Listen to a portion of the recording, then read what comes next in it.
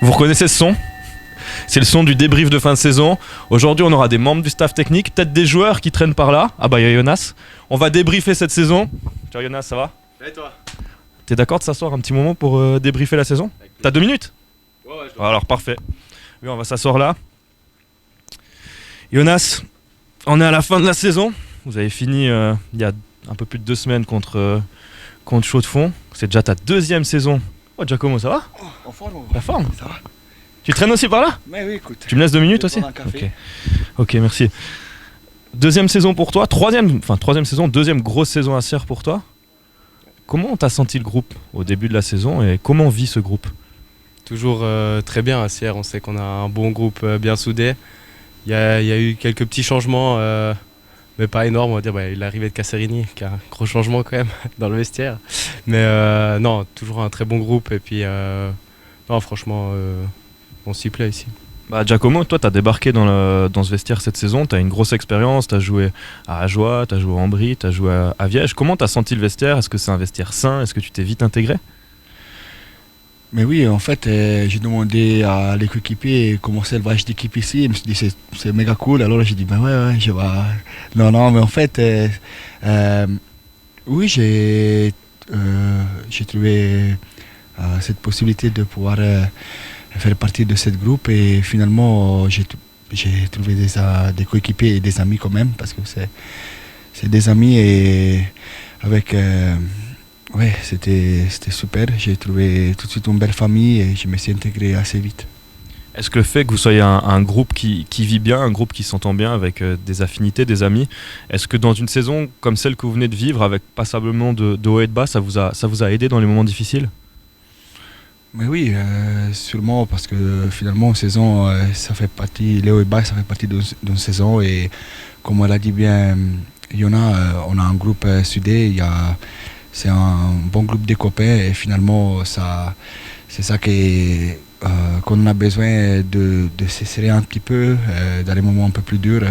Mais là ça sort le caractère de l'ADN de cette club et finalement je pense que on a réussi quand même à le montrer parce que dans les moments durs on est toujours là malgré que c'est pas toujours évident mais finalement on peut être content.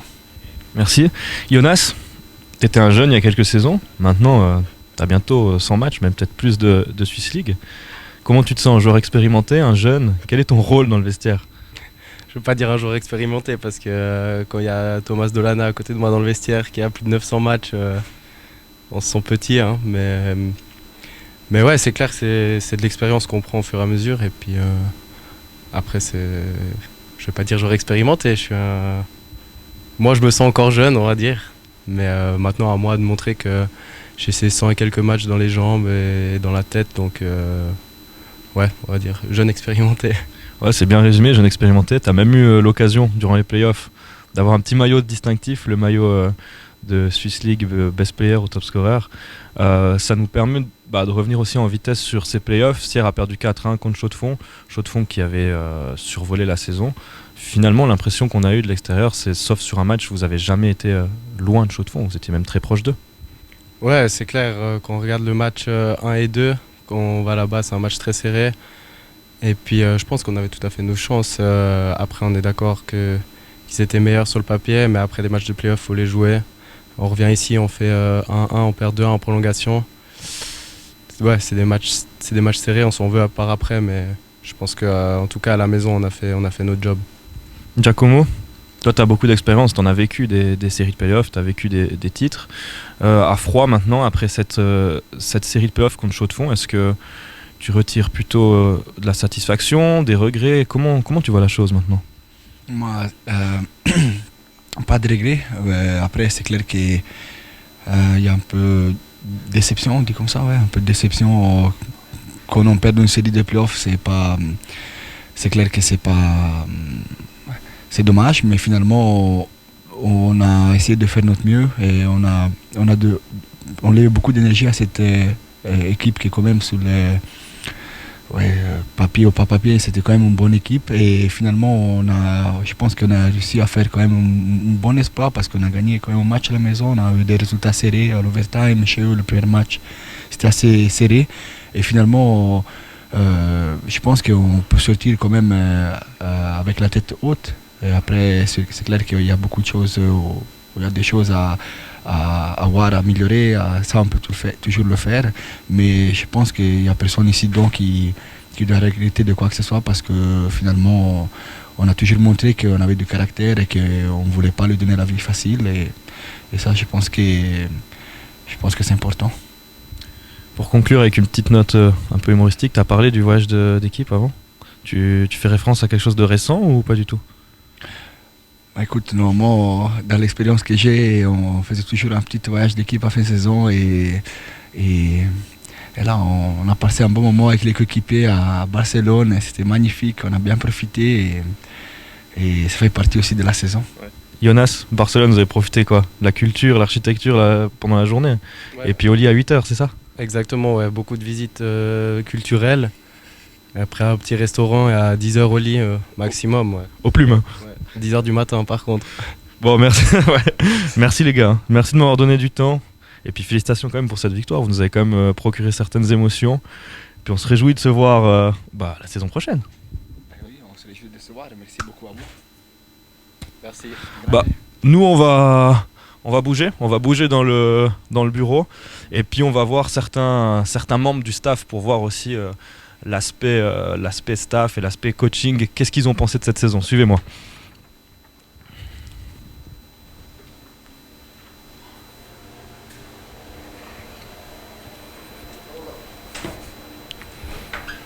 Salut Christophe.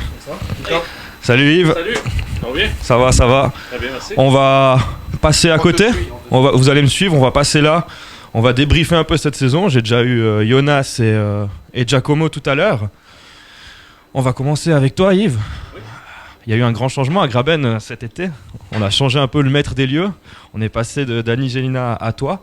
Qu'est-ce que tu as voulu apporter au groupe quand tu es arrivé à Graben cet été?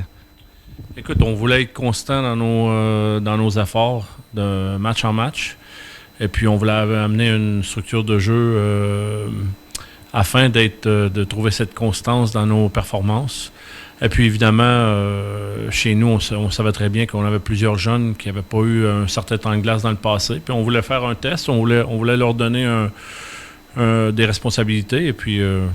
écoute, au bout de la ligne, je pense que les jeunes ont bien répondu à l'appel. Et puis, on est quand même assez satisfait de tous ces jeunes joueurs qu'on a introduits dans notre alignement cette année. Tu parlais d'apporter une constance. Finalement, c'est un peu paradoxal parce que vous avez eu des très bonnes périodes, des périodes plus difficiles. À quoi tu attribues le fait que vous avez fait pas mal de up and down cette saison? Écoute, je suis pas pour trouver des excuses. J'aime pas les excuses. Mais avec Francis qui était blessé souvent ou jouait blessé, et puis les maladies, les blessures qu'on a eues, puis franchement, des fois juste mentalement où on n'était pas prêt à donner notre 100% sur la glace émotionnellement. Quand on a joué émotionnel et puis qu'on a amené un petit peu de grit, comme on dit en anglais, dans notre match, j'ai trouvé qu'on était une très bien meilleure équipe. Mais c'était de trouver cette émotion à tous les soirs, je pense, qui était l'enjeu chez nous, qui était un peu plus difficile à créer. Est-ce que le fait que ce soit un groupe jeune, comme tu l'as dit tout à l'heure, est-ce que ça peut, t'aimes pas parler d'excuses, mais ça peut excuser un petit peu ces up and down?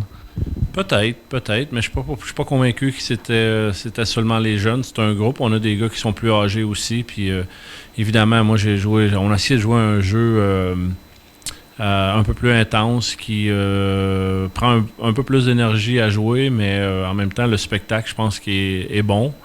On a démontré beaucoup d'énergie, puis dépensé beaucoup d'énergie. Et puis en même temps, le but, c'était évidemment de fatiguer l'adversaire et puis en espérant qu'ils n'étaient pas capables de suivre le tempo du match qu'on apportait chez eux. Et puis au bout de la ligne, je pense qu'en général, l'équipe, c'était tout nouveau pour eux de jouer à haute intensité comme ça. Et puis, écoute, encore une fois, on ne cherchera pas d'excuses, mais évidemment, on se doit d'être plus constant dans la prochaine saison. Merci beaucoup Yves, ça me permet de rebondir avec Christophe Fellet, directeur sportif. Je sais que tu aimes bien les questions ouvertes et que je te laisse l'initiative de la parole. C'est quoi finalement le positif et le négatif à retirer de cette saison? Bon, d'abord, négatif, je pense pas. C'est des points d'amélioration qu'on peut amener. Yves l'a dit, hein, on n'est pas là pour vivre avec des excuses, mais je pense qu'il y a certaines choses qu'on peut maîtriser et d'autres pas. Et là, je parle en tant que directeur sportif, quand on parle d'une préparation qui a été sabotée par des circonstances qu'on n'a pas pu maîtriser, ça veut dire pas de glace à Graben avec un nouveau coach, avec une planification qui était établie déjà depuis longtemps, où on avait prévu d'avoir un camp d'entraînement et tout, et on se retrouve à se balader entre Brigue, Loèche-les-Bains, Rarogne, ensuite de nouveau Sierre.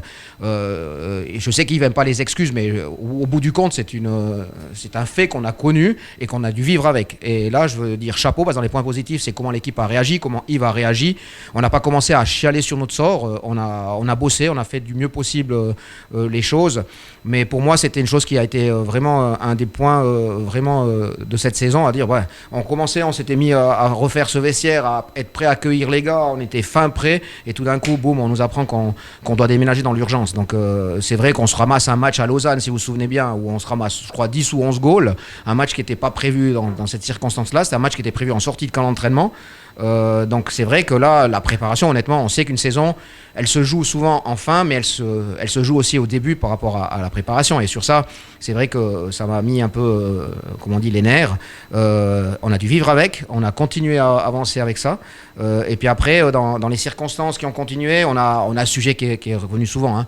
La blessure de Francis, est-ce qu'il jouait blessé, le fait est que Francis avait une blessure qui n'était pas une grande blessure en soi, et dans le malheur, j'aurais préféré que ce soit une grosse blessure, qu'on a eu le temps de se retourner pour dire Francis il est peut-être out jusqu'à la fin de la saison parce que c'est une grosse déchirure et puis on doit trouver des solutions. Mais là, sa blessure a été qu'il a pu revenir au jeu, on a eu une pause d'équipe nationale. Ensuite, de nouveau, il y a eu des signes avant-coureurs qui disaient que peut-être ça allait être plus compliqué, mais de nouveau feu vert du médecin, pause d'équipe nationale, on y va, on rattaque sur ce qu'on a pu faire après avec les playoffs. Donc on est resté dans une situation un peu balancieuse. Mais dans tout ça, dans tous ces autres points qu'on peut qualifier d'amélioration, mais là, on ne peut pas maîtriser la chose, bien entendu. C'est surtout, moi, je veux revenir sur le fait de l'équipe, du comportement de l'équipe dans ces moments-là, de l'union qu'a réussi à créer Yves avec tout ce groupe, d'avoir mis vraiment une ligne qui était claire et précise pour tout le monde. Quand on parle d'un playbook, c'est pas un playbook avec juste deux façons de jouer ou de forechecker, c'était un playbook établi avec de nombreuses pages où les joueurs ont reçu ça tout au long de leur préparation estivale pour arriver justement dans ce moment de la glace où on pouvait préparer tout ça et qu'on n'a pas eu. Après, c'est clair qu'on connaît. On vivait depuis 2 ans maintenant avec un partenariat avec Lausanne, et puis on doit être clair et précis par rapport au succès ou non-succès de ce partenariat, où c'est un flop pour moi total. Je veux dire, oui, on a eu 2 jeunes, c'était des bonnes surprises, et de nouveau, je cherche le positif aussi dans ces points-là, qui étaient Bougro et Pernou cette saison, mais on était sur 6 postes ouverts. Donc quand moi je prépare une équipe, il faut que j'aille 4-5 postes en tout cas ouverts où je ne vais pas chercher de joueurs parce que je sais que c'est des gars comme ça qui vont débarquer. Et au bout du compte, on doit aller chercher des gars comme Ria qui nous ont donné aussi du soutien, mais dans l'urgence où on n'a pas le choix de discuter avec Yves quel est le profil exact de ce joueur. Donc dans tout ça, moi je pense que malgré tout ça, il nous a manqué franchement ce facteur de ces 6 matchs où on a un peu basculé, non pas dans une non-performance, parce que je pense qu'on a performé. Et puis j'aime bien rappeler cette chose-là, c'est que dans un championnat, si tu n'es pas champion, tu vas perdre plus que ce que tu vas gagner. Ça, c'est la loi aussi après des playoffs, c'est comme ça. C'est qu'à la fin, il y en a une qui a gagné beaucoup plus de matchs, mais les autres, ils auront tous plus perdu. Et moi, je pense qu'on reconnaît vraiment une équipe, c'est aussi comment elle perd. Ok, comment elle gagne, mais comment elle perd ? Est-ce qu'elle perd par des lacunes vraiment ou une envie de jouer ou elle perd avec du caractère ? Et on a montré que même dans nos défaites, on a démontré du caractère. Et puis je pense qu'il faut se prendre aussi le temps et puis de dire voilà, on va de nouveau progresser, parce que moi je pense qu'on a progressé cette saison. Par rapport au contexte qu'on a eu, moi je pense que cette équipe elle a une réelle identité, elle a démontré des choses intéressantes, y compris dans les playoffs. Après, on parle d'un résultat pur, mais la recette magique, si je l'avais, si Yves l'avait, si le club l'aurait, je pense que PSG serait déjà champion de la Champions League depuis 4-5 ans. Je pense que Viège aurait fait déjà 4 promotions et 6 titres de champion suisse. Donc la réalité du terrain, c'est ce que ça donne le résultat, c'est tout. Mais il n'y a pas de recette magique pour aller acheter une 4e place, pour aller acheter un titre de champion. Par contre, ce qu'on peut acheter, c'est ce que nos gars nous donnent à chaque entraînement et à chaque sortie. Et puis là-dessus, honnêtement, moi je pense que les gars, ils ont vraiment fait le job, et Yves également. Bah merci C'était Christophe. un peu court. Non, c'était parfait, je crois. Merci Yves, merci Christophe. L'avantage avec toi, c'est que j'ai pas besoin de te poser beaucoup. Non, on n'a pas besoin de te poser beaucoup de questions. On arrive au terme du débrief. Je remercie évidemment les joueurs et le staff qui ont pris un peu de temps de nous parler. Restez connectés. Soutenez-nous l'année prochaine, ça sera très important. Par contre, Quentin, oublie pas, je te coupe de nouveau. Attention. De nous rejoindre sous la tente après. Bah, rejoignez-nous sous la tente, évidemment. La tente, pour la. venir. Il pleut, il n'y a rien à faire, vous ne pouvez pas aller skier. On peut débriefer comme ça. Non, vous pourrez débriefer avec Christophe, il est ouvert à toute discussion. On se voit sous la tente, on se voit à Graben en automne et à bientôt.